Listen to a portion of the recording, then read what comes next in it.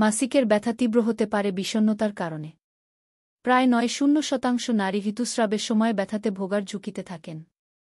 এমনকি প্রাপ্তবয়স্ক হওয়ার পরও এই সম্ভাবনা থেকে যায়। আর এই ব্যথা তীব্র হওয়ার সাথে বিষণ্ণতার সম্পর্ক খুঁজে পেয়েছেন গবেষকরা। ব্রিফিংস ইন বায়োইনফরমেটিক্সে প্রকাশিত চীনের জিয়াংসুতে অবস্থিত জিয়াওটং লিভারপুল ইউনিভার্সিটির গবেষকরা জানান, নির্দিষ্ট কিছু সংখ্যক জিন বা বংশাণুসহ অন্যান্য প্রভাবকের সাথে বিষণ্ণতার কারণে মাসিকের ব্যথা তীব্র হতে পারে। প্রতিষ্ঠানের অধ্যাপক ডা. জন মোরারো CNN.comকে ইমেইল মারফত বলেন, বিশ্বে নারী স্বাস্থ্যের উপর জোরালো প্রভাব ফেলে বিষণ্ণতা এবং ঋতুস্রাবের ব্যথা। আমাদের গবেষণাটি ছিল এই বিষয়ে বিশেষভাবে জেনে নারীদের স্বাস্থ্য উন্নয়নে ভূমিকা রাখা। মাসিক চলাকালী ব্যথার নাম ডিসমেনোরিয়া, যা শ্রোণী দেশে বা পেটে রক্তস্রাব শুরু হওয়ার পর থেকে ৩ দিন পর্যন্ত থাকতে পারে। গবেষণার জন্য ৬ লাখ ইউরোপীয় জনগোষ্ঠী এবং পূর্ব এশিয়ার ৮,০০০ জনগোষ্ঠীর তথ্য নেওয়া হয়, যেগুলো সংগ্রহ করা হয়েছিল UK biobank study, psychiatric genomics consortium এবং ফিনজেন থেকে।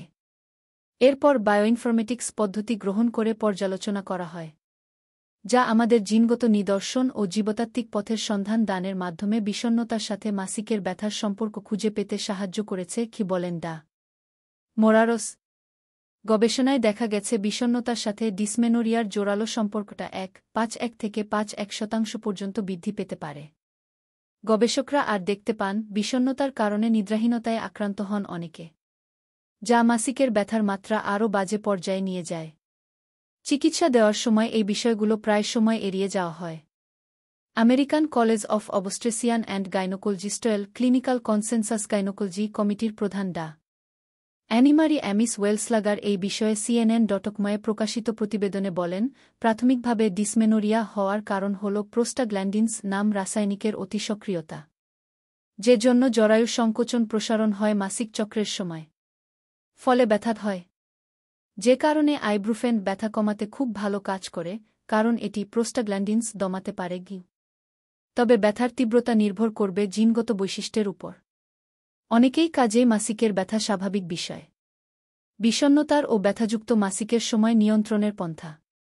যদি ডিসমেনোরিয়াতে আক্রান্ত হতে হয়, তবে কয়েকটি বিষয়ে নজর দেওয়ার পরামর্শ দেন ডা. অ্যামিস ওয়েলসলাগার। প্রথমত, মনে রাখতে হবে শুধু বিষণ্ণতার কারণেই ব্যথা তীব্র হয় না। দ্বিতীয়ত হল, যদি ব্যথা কমানোর ওষুধ বা হিট প্যাড বা গরম ভাপ দেওয়ার পরও ব্যথায় আরাম বোধ না হলে চিকিৎসকের পরামর্শ নিতে হবে। কারণ ডিসমেনোরিয়াতে আক্রান্ত হওয়ার অন্যান্য কারণের মধ্যে আছে ইউটারাইন ফাইব্রয়েডস, যা জরায়ু বা ডিম্বাশয়ের এক ধরনের সিস্ট, অথবা এন্ডোমেট্রিওসিস। এই ধরনের শারীরিক অবস্থার জন্য চিকিৎসার প্রয়োজন হয়। পাশাপাশি বিশেষজ্ঞরা বিষণ্ণতা কমাতে নানান ধরনের পরিকল্পনা তৈরি করে দিতে পারেন। এছাড়া নিজের মতো মানসিক চাপ কমাতে ব্যায়াম, ইয়োগা, চাপ কমানোর কৌশল, খাদ্যাভ্যাস পরিবর্তনের প্রয়োজন পড়বে।